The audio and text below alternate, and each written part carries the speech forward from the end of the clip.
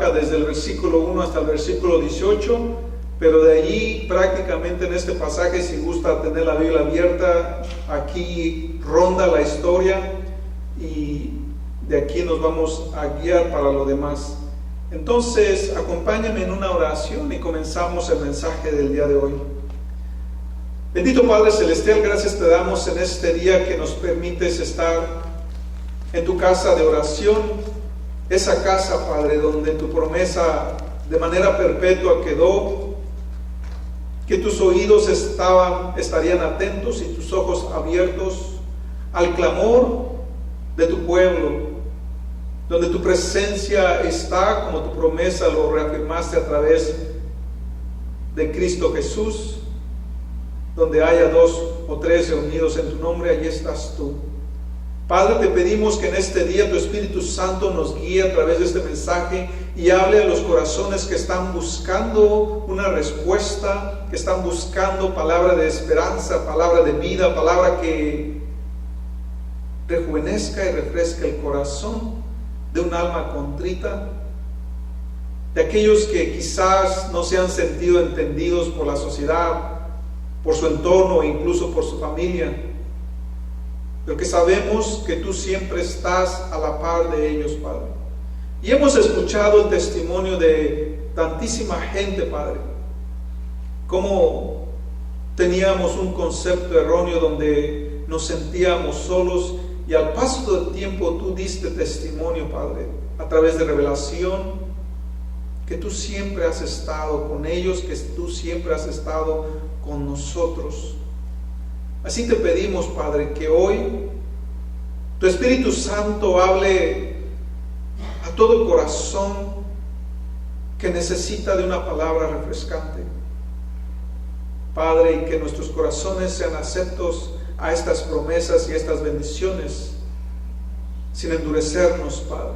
Gracias por la vida, gracias por el momento, gracias por el lugar, gracias por aquellos que se esmeran y hacen un sacrificio en estar aquí. Bendice pues, Padre, aquel que da un sacrificio a grado delante de tu presencia, en el nombre de Cristo Jesús. Amén. Queridos hermanos, en esta ocasión continuamos la miniserie Ayuda. La semana pasada comenzamos con el primer tema titulado Esperanza para el quebrantado de corazón, y en ese mismo contexto vamos a hablar de otros temas, como es el día de hoy, que el segundo tema se llama Estoy angustiado. Estoy angustiado. Y aunque a veces en el vocabulario nuestro no siempre tenemos palabras como esta palabra de angustia, como una palabra resonada, como una palabra común, como algo que usamos típicamente. Aún mismo la Biblia usa esta palabra en un sinfín de formas. Tiene muchos significados, porque en realidad la angustia viene de tantas formas y nosotros también lo vamos a concebir de diferentes maneras.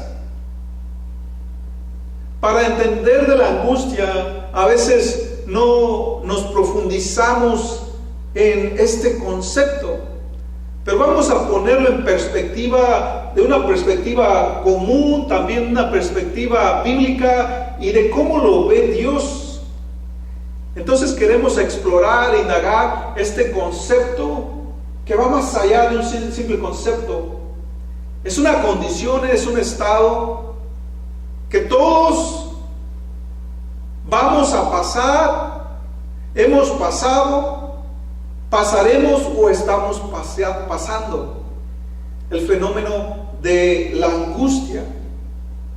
Entonces, para ponerlo en perspectiva, imaginemos el tiempo dependiendo de nuestras edades, pueda ser nuestros abuelos, bisabuelos o tatarabuelos, que vivieron las guerras civiles, porque prácticamente el siglo pasado todo el continente americano literalmente estuvo en guerras civiles.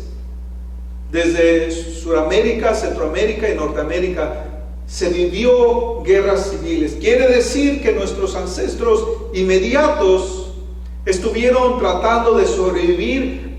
Y pongámonos a pensar por qué a veces venimos tan lastimados, porque ellos estaban apenas sobreviviendo cada día. Nosotros nos quejamos por las cosas menores, ellos se preocupaban por sobrevivir. Estoy hablando de los primeros años de los 900, incluso en ciertos países todavía a mediados de los 900 o incluso algunos a los años tardíos de los 900. Las guerras lo único que dejan es un panorama de destrucción, de calamidad, de muerte, de enfermedad,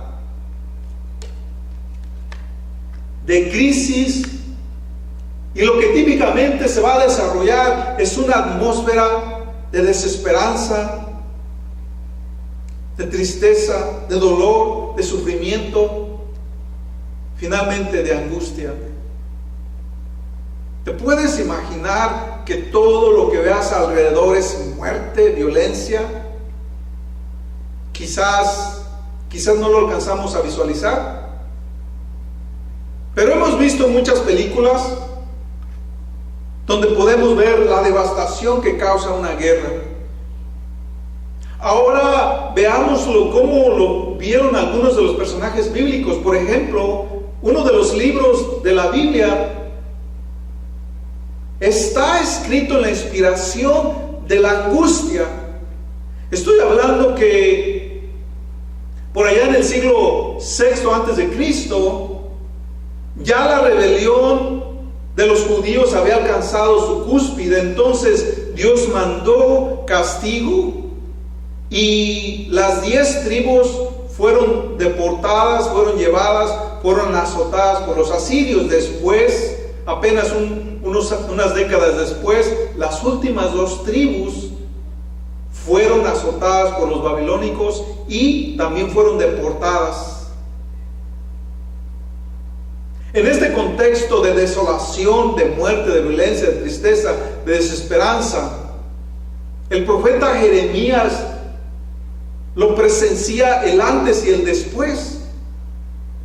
En el antes, en el libro de Jeremías, él habla advirtiendo a los gobernadores, a la gente: arrepiéntanse. Y la gente no escuchó, y eventualmente el juicio viene, y ahora el después ve una nación completamente destruida. Una nación que su identidad yacía en el templo de Salomón, ahora está destruido.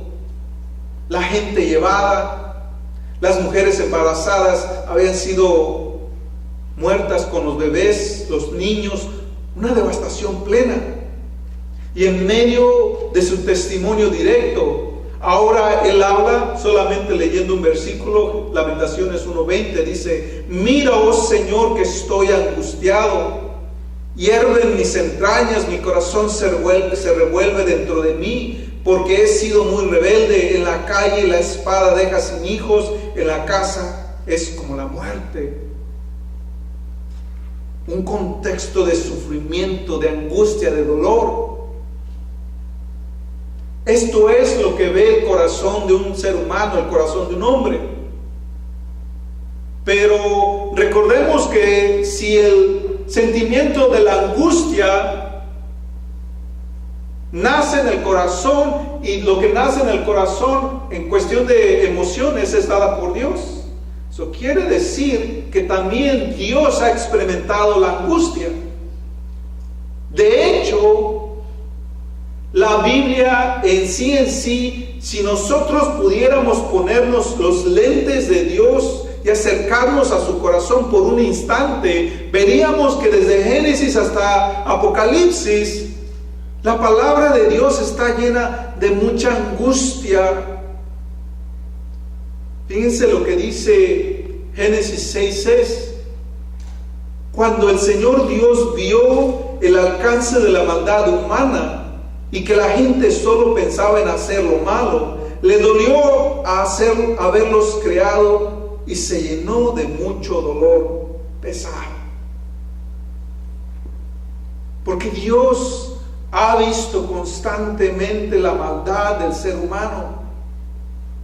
Y como en Apocalipsis dice que aún hasta los finales de los tiempos, la gente no se arrepentirá. No estoy hablando de toda, pero estoy hablando de la mayoría. Lo que Dios ha visto, tanto en el pasado, en el presente y en el futuro, está lleno de angustia. ¿Te has puesto a pensar cuando nosotros tenemos una pérdida y estamos llenos de dolor? Porque quizás una de las personas que más confiabas y amabas te traicionó o te causó una herida profunda. Ahora te puedes poner a pensar cuánto dolor Dios ha vivido a lo largo de los tiempos al saber que incontables hijos e hijas transgreden en contra de Él directamente,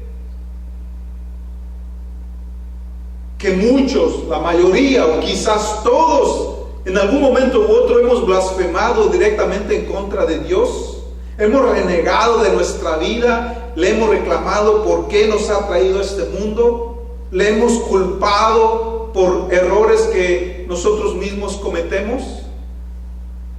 Entonces, en el tema de la angustia, está basado en la vida del profeta Elías, donde la historia nos relata cómo él fue uno de los más grandes. Se considera que es el segundo más grande después de Moisés. Lo vemos en su vida, en su caminar, en su ministerio. Vemos que Dios se lo llevó sin él conocer la muerte, aunque la deseaba. Y también vemos que en la transfiguración el profeta Moisés y Elías están ahí con Jesús, un gran profeta. Y con todo y eso vemos en la historia del profeta Elías que llegó hasta el fondo, tocó hasta el fondo y sintió su alma tan angustiada que deseaba morirse. Por eso, en el tema de la angustia, es un tema que nos concierne a todos.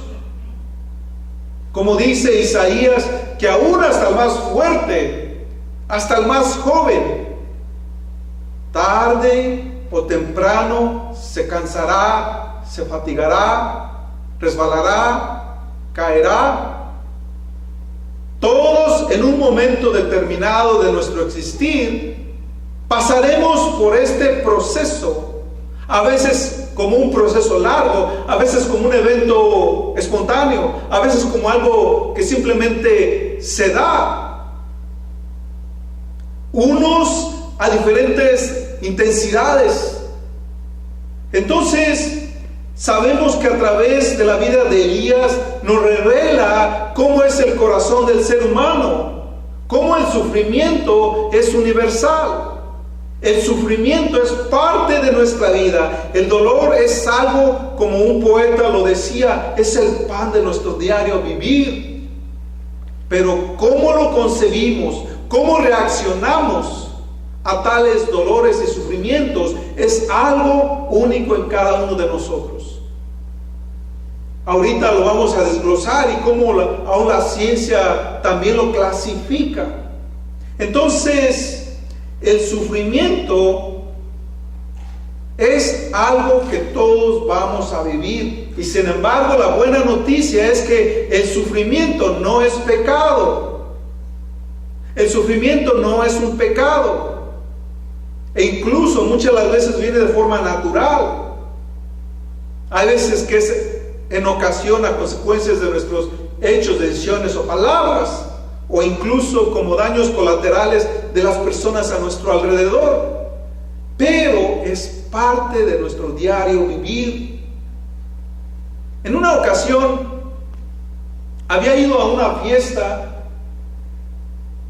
y en esta fiesta me encontré con la grata sorpresa que había una tía de México que nos había visitado. Yo no sabía, pero yo sabía que ella recientemente había perdido a su esposo. Entonces, hasta donde yo sé, su esposo quizás para la sociedad no fue una buena persona, pero para ella sí fue un esposo maravilloso. por muchos años, varias décadas. Resulta que ella estaba pasando todavía por un proceso de angustia, mejor conocido como ahorita lo voy a mencionar, luto o duelo. Entonces, estaba separada la fiesta en pleno apogeo, todos con música, bebidas, comidas, y ella allá aislada en un rincón de la casa. Entonces, conociendo la situación, o al menos entendiendo la superficie de la situación, me acerqué con un corazón compasivo y le ofrecí oración.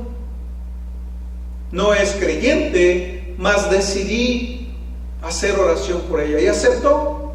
Entonces, algo que ocurre y que no sé la verdad si sea un don que Dios da a los que ministran o sea un don que Dios da a todo cristiano, no lo sé, Dios lo sabe. Decidí imponer manos, y cuando impuse manos, un fenómeno muy natural que se me ha dado a mí, no sé cómo les expliqué, me conecto con las personas, y al conectarme con su espíritu,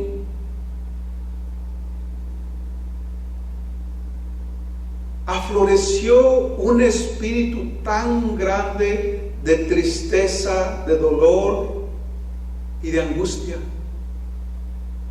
Entonces me ocurrió algo extraño, y es que mi voz se truncó y no pude orar, y estuve allí por segundos que en mi mente se hicieron como una eternidad, porque no podía orar, no me salía la voz, no me salían las palabras, y mi alma se llenó de angustia.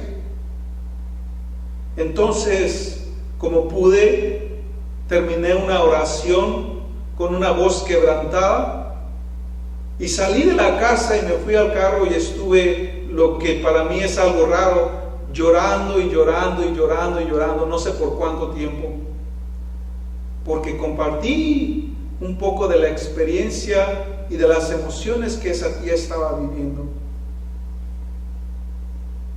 La angustia azota a toda persona, hombre y mujer, y especialmente a las personas que no conocen de Dios. El libro de Proverbios 18:14 nos dice que el ánimo del hombre soportará su enfermedad, mas ¿quién soportará el ánimo angustiado? Cuando comencé mi llamado como pastor general, uno de los primeros obstáculos que experimenté fue el escuchar directamente el testimonio de las personas y el saber que cada vez que un corazón abre sus puertas, existe mucho dolor, y no hay excepción de personas. Todos tenemos un saco lleno de experiencias dolorosas, tristes. Entonces,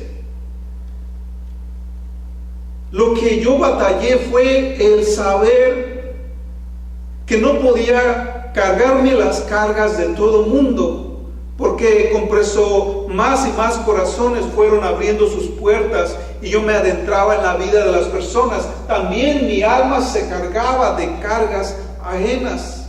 Entonces llegó un momento en que estaba cargado. Y por otro lado, también me preocupaba que cuando una persona abriera su corazón, yo ser una persona como una roca, como un hielo apático, entonces me vi entre la simpatía y la apatía. Y estuve orando por mucho tiempo, no sé cuánto tiempo, para que el Señor me diera el discernimiento de reconocer e identificarme con el dolor de todo mundo, pero al mismo tiempo sin cargarme las cargas que las personas tienen. Porque en realidad para eso es que Cristo vino a la tierra, a mí me tomó de forma práctica mucho tiempo en discernirlo, cómo mantener un balance. Porque imagínense el llegar y que una persona comparta su vida y empiece a llorar.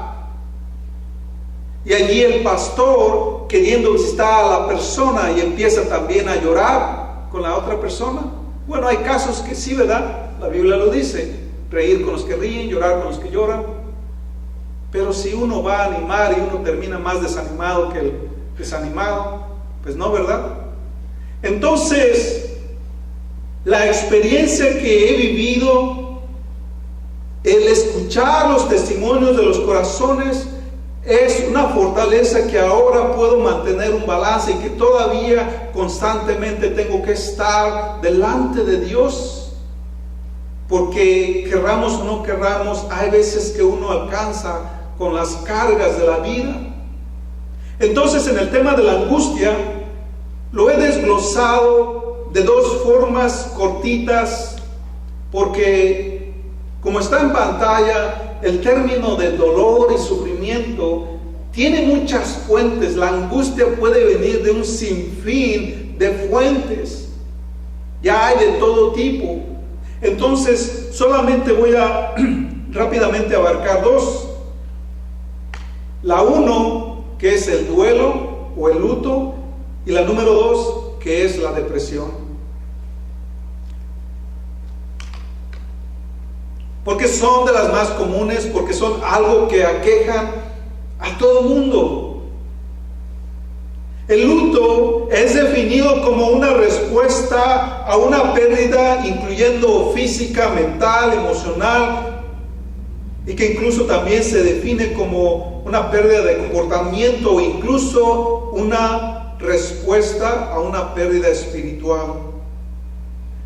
El Salmo 13 habla como de un corazón afligido, angustiado, que está desesperado por un cambio en la vida. Dice el salmista: ¿hasta cuándo, oh Jehová, me olvidarás para siempre? ¿Hasta cuándo esconderás tu rostro de mí? ¿Hasta cuándo tendré conflicto en mi alma y todo el día angustia en mi corazón? ¿Hasta cuándo será enaltecido mi enemigo sobre mí? Mira, respóndeme, oh Jehová, Dios mío, alumbra mis ojos para que no duerma de muerte. El luto es un proceso de tratar de discernir la pérdida. Principalmente lo conocemos como de un ser amado. Pero, como lo acabo de leer, la definición de duelo no se limita solamente a la pérdida de una persona. Sin embargo, es lo que aqueja a nuestra sociedad. Y cada uno de nosotros vamos a tener una reacción distinta al luto. Hablando con mi esposa, ella me comentaba que típicamente en la psicología el proceso de duelo normal es aproximadamente 3 años. Pero cada corazón es distinto. Y tú puedes imaginarte ver a un miembro de la familia sufriendo por lo menos 3 años. He conocido personas que han estado en luto por años. Y aunque aquí no tenemos la tradición de vestirnos de negro por 3 años o el tiempo que estemos de luto, pero lo vamos a ver en su actitud, en su personalidad. En repetidas ocasiones le comentaba de una persona cercana que por 30 años estaba en luto de su madre. 30 años. Y hay personas que por el resto de su vida están en duelo por la pérdida de un ser amado. Entonces, es una angustia que queda en el corazón. Ayer estuve en un funeral y observaba y meditaba y pensaba, reflexionando lo que veía, lo que escuchaba, lo que sentía. Personas desmayándose, gritando, llorando, despidiendo al difunto. Y me ponía a pensar, al menos en mi caso, yo no sé en cada uno de ustedes, pero al menos en mi caso hice un cálculo, un estimado, que voy a pasar por ese proceso de duelo unas 200 veces. 200 veces. Porque tengo familia inmediata, porque tengo familia de origen, porque tengo familiares, porque tengo amigos, porque tengo personas, compañeros de trabajo, ex compañeros de trabajo, hermanos en la fe, hermanas en la fe, porque tengo tantas personas que estimo a tal grado que me han impactado. Por ejemplo, hace casi ya 2 años que perdí un amigo y todavía estoy sintiendo mucho el dolor de la pérdida de ese amigo joven. Entonces, ¿puede usted imaginarse cuántas veces vamos a atravesar por el proceso de luto y cuántas veces a veces pensamos, Señor, mejor llévame a mí? No quiero ver morir a mis hijos, no quiero ver morir a mi padre, no quiero ver morir a fulano o a sultano. Pero algo que debemos entender en el proceso de duelo es que Dios nos ha dado un regalo de vida, de existir. Y cada uno de nosotros está encargado de administrar sabiamente ese regalo. Que no somos nosotros los que decidimos la hora, ni el lugar de esas personas, ni la misma nuestra. Como lo decía la vez pasada, ninguno de nosotros tiene la capacidad de sostener el hálito de vida de nadie, y mucho menos la nuestra, sino es parte del proceso natural establecido por Dios. Pero debemos estar convencidos de vivir una vida próspera, de vivir una vida agradable para Dios, de saber que estás desempeñando el propósito, tu llamado que Dios te ha dado, para que el día que la muerte toque a tu puerta, estés listo o lista. Que sepas que si te llega al ratito, mañana, al año que viene, en 10 años, en 20 años, tú estás preparado. Porque has ajustado tus cuentas con Dios. No le debes nada a Dios. Porque sabes que estás haciendo lo mejor en tu rol dentro de tu familia, como padre, como madre, como hijo, como abuelo, como abuela. Cuando nosotros desarrollamos nuestro propósito y atendemos al llamado de Dios, entonces, ¿qué temer? En las palabras del apóstol Pablo decía, si yo me voy con Él, si yo me muero, me voy con Él, si yo me quedo en Él. De tal forma que si me quedo, me voy, estoy con Él, porque Él está conmigo. Lo estoy parafraseando. Entonces, entre más entiendamos de esta promesa de Dios, de esta voluntad de Dios, la angustia de un proceso de duelo será más soportable, y no puedo decir que será libre de dolor, porque el dolor es algo natural. Como el libro de Eclesiastés nos dice, hay un tiempo para todo, un tiempo para reír, un tiempo para llorar, un tiempo para vivir, un tiempo para morir. Todo en su tiempo y todo dándose de forma natural. Pero si entendemos la voluntad de Dios, si seguimos su voluntad, ¿cuál es el miedo? ¿No acaso es mejor el cielo que la tierra? ¿No acaso es mejor el lugar donde no hay dolor o llanto, sufrimiento, estar cerca de Dios, que estar con los diablillos?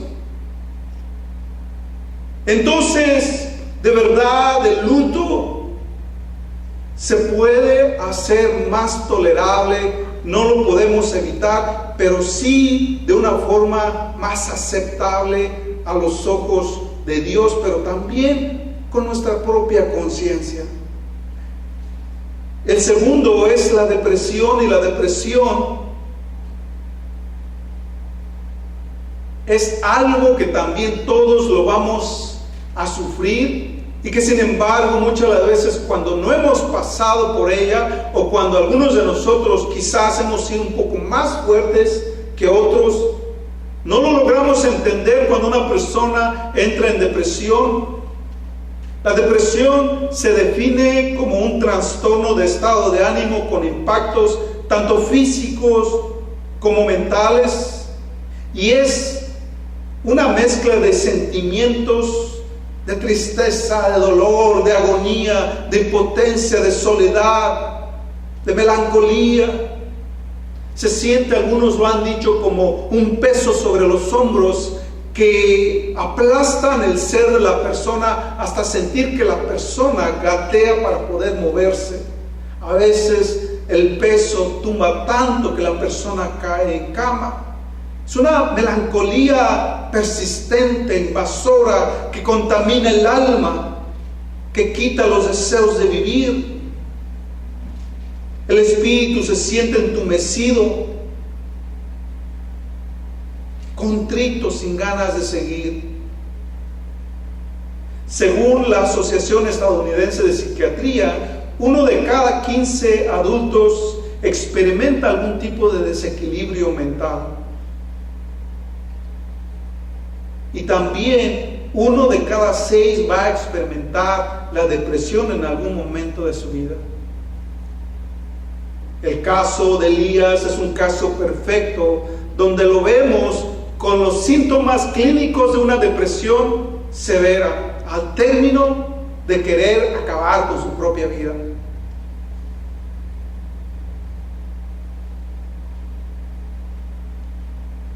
Entonces, tanto el concepto de luto como el concepto de depresión es algo que forma parte de nuestra sociedad, de nuestra vida, de nuestro caminar, y entre más estemos preparados para afrontar, especialmente con la palabra de Dios, como lo sigo mencionando, muchos van a recurrir a las píldoras, a la medicina, a tratar de balancear y contrabalancear los químicos que producen la depresión, el dolor, el luto, con drogas. Para nosotros creemos que la mejor alternativa es la palabra de Dios cuando le sabemos dar aplicación. En lo que es la angustia, también tenemos que, por parte de la depresión, clínicamente se han desglosado varios tipos de depresiones que son muy comunes en ciertas personas. Por ejemplo, en las mujeres hay cierto tipo de depresiones que se generan quizás por su cambio hormonal cada mes, quizás después de tener un parto, durante el parto, la psicosis y todo, y hay diferentes tipos de depresiones que afectan y aquejan en nuestros tiempos. Recuerdan que mencionaba que nuestros ancestros batallaron con la sobrevivencia de cada día, y como ahora nosotros, cosas tan sencillas en nuestro diario vivir nos afectan directamente. Y para los hijos de Dios también está la depresión espiritual. Cuando se adormecen, cuando no se siente nada, cuando simplemente nos dejamos llevar por los vientos de la religión, pero estamos en un estado, como lo decían en la oración, como aguas estancadas. No hay crecimiento y no vemos ningún tipo de beneficio espiritual estar en la casa del Señor. ¿Qué dice la Biblia con respecto a la angustia y el dolor? Y es que la angustia o el dolor o este sentimiento que nos frustra, que nos duele, es tan común que aún en la misma Biblia los principales, o si no es que todos, nos habla de cómo batallaron con este tipo de condición.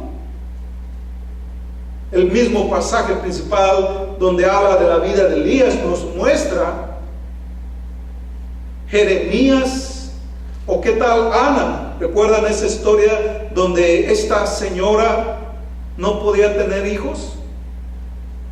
Y dice que cómo se acercó al templo y orando la confundieron con una borracha.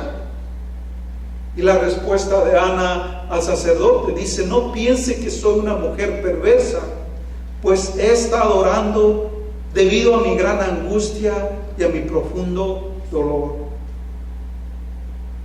No poder tener hijos, quizás la mayoría de nosotros no lo entendemos, pero la mujer que no puede o que batalla, es una angustia profunda que llega hasta lo más profundo de nuestro ser.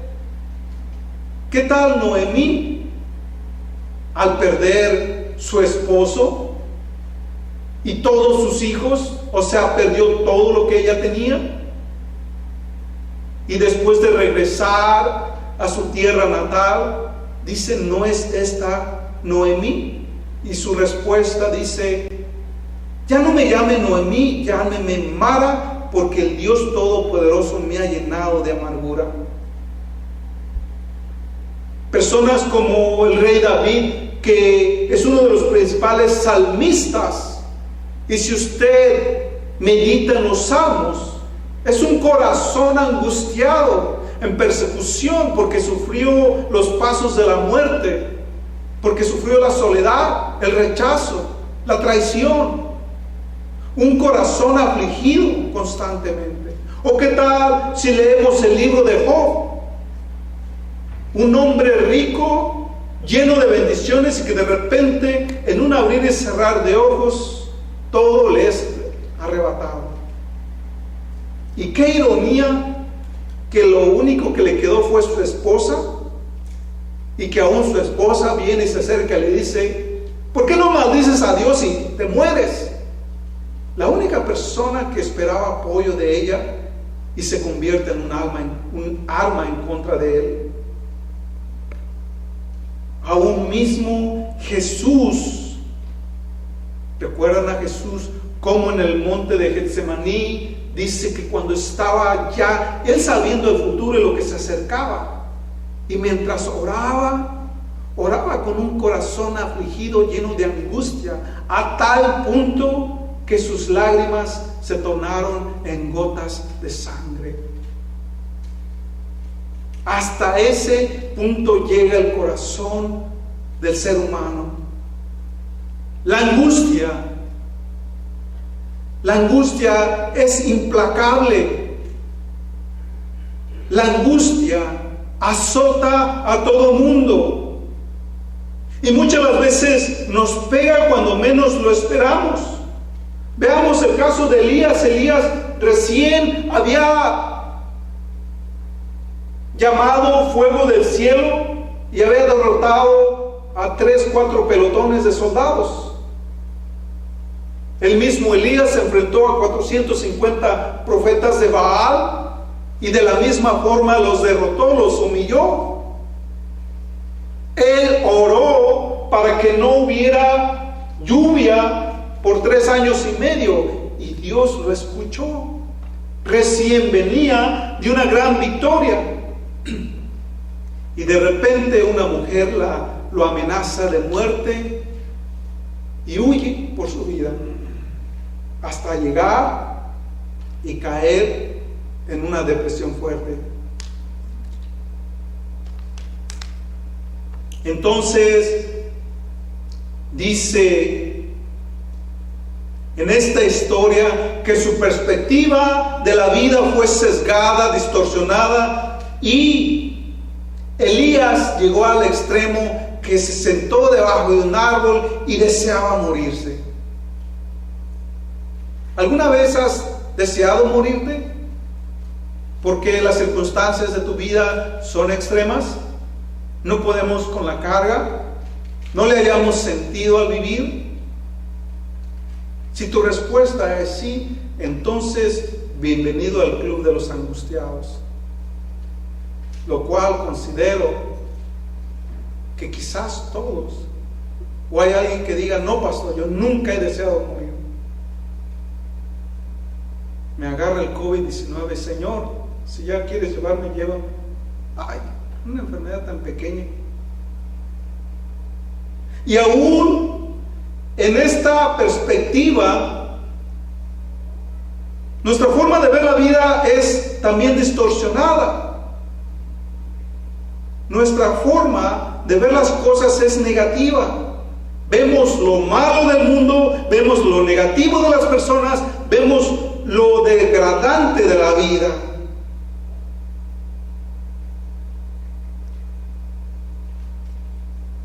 Vemos, por ejemplo, cómo Dios en su gracia y sabiduría, cuando el apóstol Pablo se sentía mal, algo que para mí me sorprende hasta el día de hoy, en 2 de Corintios 12:9, dice Dios que su poder se perfecciona en la debilidad. ¿Por qué es en la debilidad, en la fragilidad, en lo fragmentado, en lo roto, en lo quebrantado, en lo angustiado, en lo deprimido, en la tristeza? Cuando tocas fondo, que si ahí en el fondo clamas y buscas a Dios, Dios entonces dice que esa persona ha aprobado, ha sido pasada por el fuego y ha pasado la prueba. Porque es en la debilidad, en los momentos más débiles, que nosotros vamos a decir si verdaderamente somos quienes decimos ser hijos de Dios. La angustia requiere una pausa. Por ejemplo, cuando pasa un crimen y hubo testigos, ahora el detective manda llamar a los testigos y ellos dicen que nunca habrá dos testimonios similares, porque si son iguales quiere decir que lo recitaron, lo memorizaron y por lo tanto es un falso testimonio. Cuando en un crimen hay varios testigos, cada testimonio va a ser diferente, porque cada uno de nosotros tiene una perspectiva única y diferente. Por eso también cuando venimos al tema de la angustia, nuestra respuesta será distinta en cada uno de nosotros. También la angustia, la depresión, el duelo nos azota de una forma diferente. Unos somos más fuertes que otros, otros somos más débiles que otros. A unos nos dura un ratito, a otros mucho tiempo. Entonces tenemos una respuesta distinta, porque también cómo estamos construidos internamente, mentalmente, espiritualmente, es diferente. Y parte del Evangelio es hacer un corazón, un espíritu fuerte. No digo para ser apáticos, sino más bien para ser entendidos. Que pase lo que pase, Dios nos da todo. ¿Por qué lloras cuando tu hijo se va de la casa? Cuando tu hija se casa. La Biblia es clara al decir que los hijos no te pertenecen a ti, padre o madre. Son dados por Dios para que nosotros como padres cuidemos, gobernemos, administremos de ellos hasta que un día ellos salgan de su nido. ¿Por qué le lloramos y por qué mantenemos el luto por el resto de nuestra vida a un padre, una madre, un abuelo, del cual ya su ciclo de vida ha terminado y son llamados a casa si creyeron en Dios? Más bien aprendamos a vivir nuestra vida, aprendamos a amar a nuestros seres amados mientras aún están vivos. Una vez que ya su hálito los abandona, entonces ya no te van a escuchar, ya no te van a ver. En muchos casos, las personas salen de sus casas y nunca regresan vivos.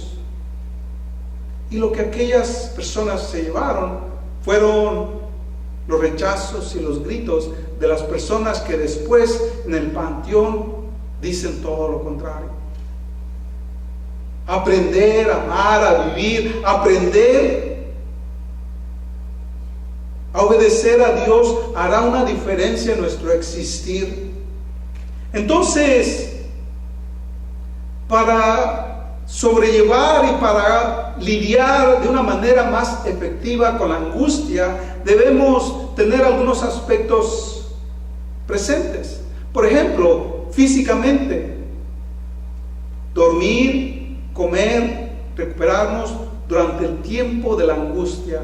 Por ejemplo, en el caso de Elías vemos que él llega y después de desear la muerte, duerme, descansa, aún hasta Dios le manda Instacart o ¿cómo le llaman a las aplicaciones que le llevan comida a domicilio? Primero por los ángeles, después por las aves. Y ahora Elías descansa, se refresca en su alma para continuar en su arduo camino.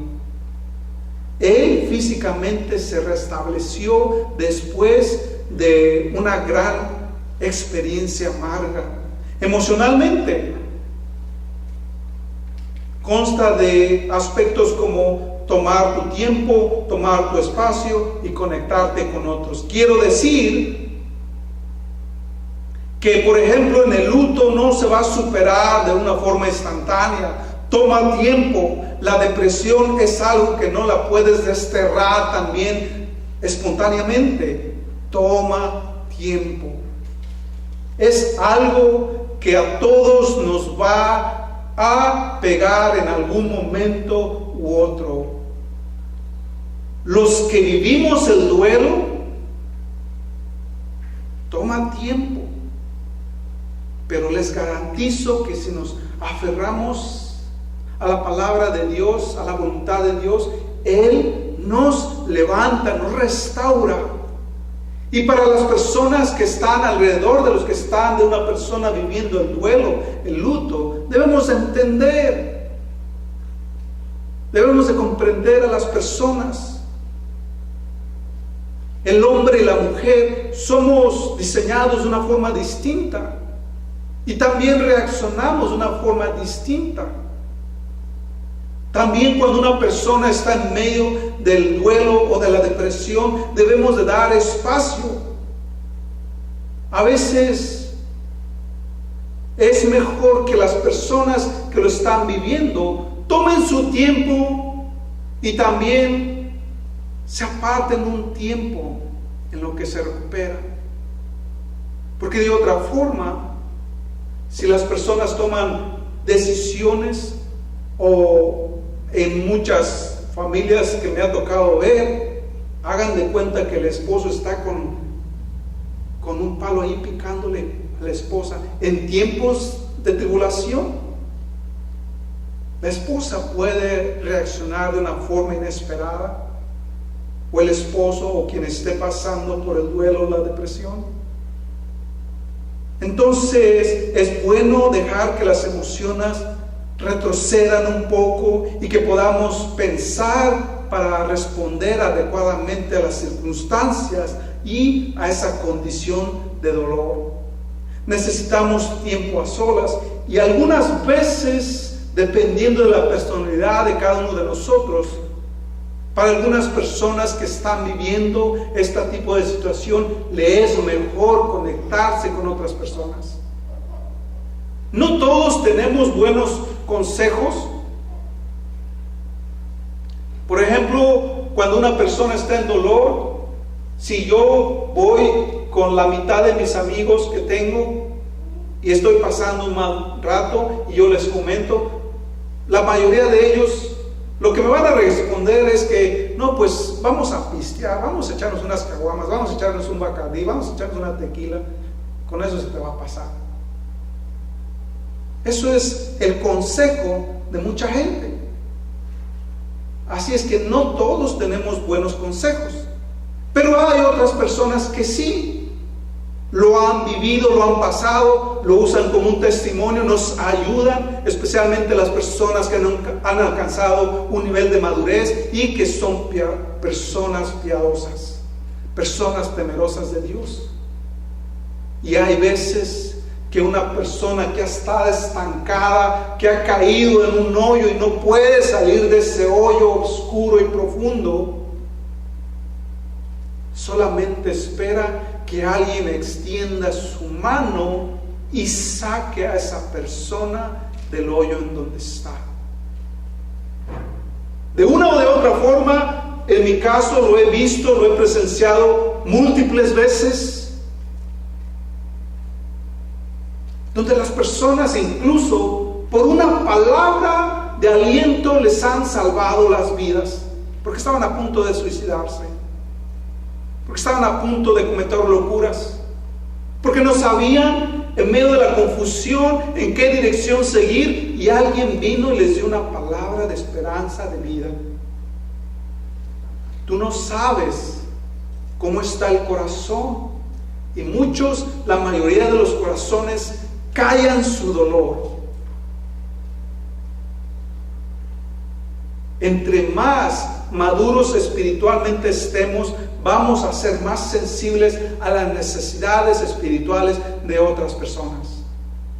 Tal fue el caso cuando estaba en México. Me recuperé y estuve sirviendo las semanas que me quedó en el pueblo.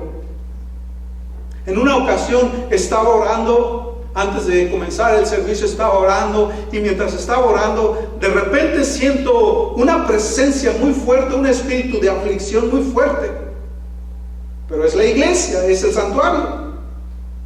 Entonces, cuando abrí mis ojos, estaba una señora, había mucha gente, pero estaba una señora en particular que podía sentir que esa persona tenía un espíritu de aflicción. No la conocía.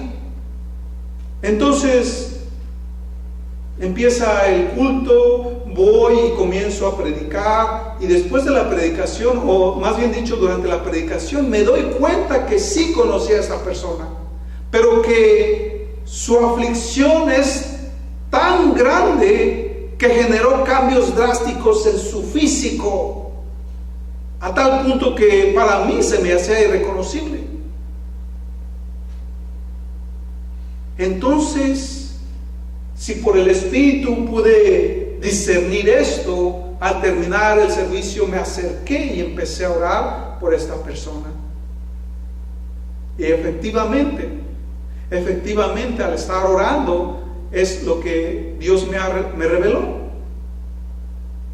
Solo sé que tiene muchas hijas. Cuando digo muchas, estoy hablando de una decena o docena. Y lo que he escuchado es que sus hijas no son buenas mujeres, que incluso llegó a tal extremo que las corrió de su casa. ¿Qué es lo que está pasando? Yo no lo sé, Dios lo sabe. Pero típicamente también algo que hemos estado, como la vez pasada, hablando, es que incluso nosotros no debemos cargar la carga de todo el mundo, sino hay que aprender a entregárselas a Dios. Amén.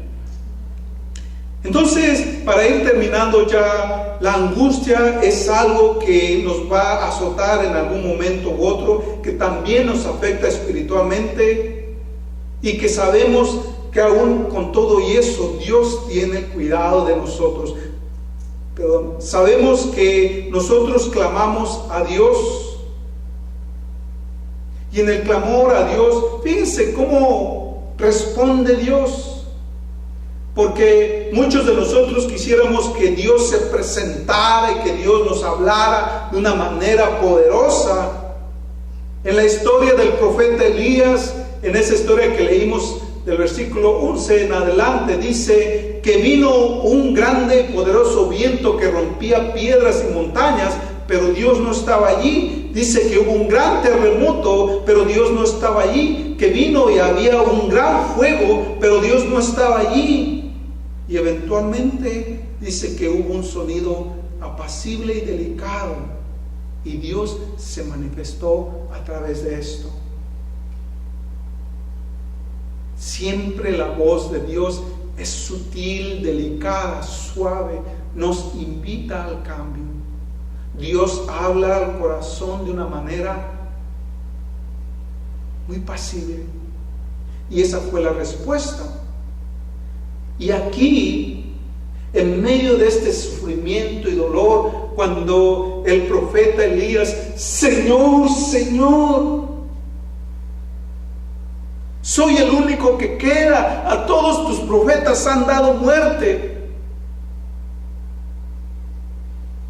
Conmiseración, se sintió solo. ¿Ustedes recuerdan más atrásito que él despidió a su siervo y quiso quedarse solo?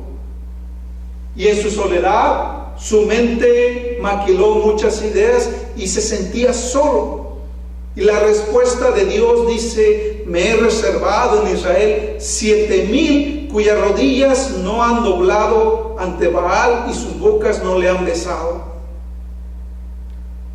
Había todavía mucha gente que estaba con Dios, pero Elías se sentía solo. Típica característica de una persona deprimida, de una persona en duelo. Nadie me entiende. Y cuando pasamos por este tipo de angustia, nos sentimos solos. Pensamos que estamos solos. Nos victimizamos. Pero Dios te está diciendo que no estás solo, que no estás sola. Esa es la respuesta de Dios. Y la angustia también delante de Dios es redimible. Fíjense lo que dice Dios. Claman los justos y Jehová oye y los libra de todas sus angustias. Cercano está Jehová a los quebrantados de corazón y salva a los contritos de espíritu. ¿No es acaso una promesa directa de Dios? Entonces, en nuestro dolor, Dios puede revelarse de forma sorprendente y maravillosa. En nuestro dolor, Dios puede revelar un plan más grande de nuestra persona y de nuestros sentimientos. En nuestro dolor, Dios nos da un caminar hacia adelante. Y en nuestro dolor, Dios provee las herramientas para que más adelante nosotros mismos utilicemos nuestra experiencia dolorosa como un testimonio. Cuando nosotros podamos ver hacia atrás y ver ese tiempo cuando estábamos deseando la muerte y ahora Dios nos ha dado el entendimiento y hemos superado, hemos perdonado, hemos dejado ir, hemos entregado esas cargas, hemos sanado de esas heridas. Ahora Dios usa esa experiencia como un testimonio para que tú ayudes a alguien más cerca de ti. Isaías 53:4. Y sin embargo, Él estaba cargado con nuestros sufrimientos, estaba soportando nuestros propios dolores. En la voz del profeta Isaías, Cristo habla para los quebrantados de corazón. Oremos. Bendito Dios Padre Celestial, gracias te damos en este día, porque tú hablas a través de tu palabra, Padre, y en oración te pedimos que hoy hayas hablado a toda persona que ha vivido, está viviendo o quizás está a punto de vivir tiempos de angustia, porque en sí mismo, en la primera presentación pública, hablaste a tu pueblo diciendo que el Espíritu te ungió para venir a sanar a los quebrantados de corazón, para venir a libertar a los cautivos de su cautividad. Padre, y aún hasta los finales del tiempo, tú nos dices que restaurarás, que limpiarás toda lágrima y que estaremos libres de este sufrimiento que nos acoge en nuestros tiempos. Padre, que tu Espíritu Santo dé una paz a todas las personas que quizás todavía viven un tiempo de duelo, de luto. Que extiendas tu mano de misericordia a aquellos que están quizás en una barranca de depresión, que quizás con un corazón en silencio viven tiempos de angustia o de desesperanza, como cualquiera de las personas que quedaron sus vidas y sus experiencias plasmadas en tu palabra como testimonio, que a cada una de ellas sacaste de la oscuridad a la luz, de la desesperanza a la esperanza, de la muerte a la vida, así también a nosotros, Padre, extiendes tu mano de misericordia y nos sacas del dolor para eventualmente darnos la victoria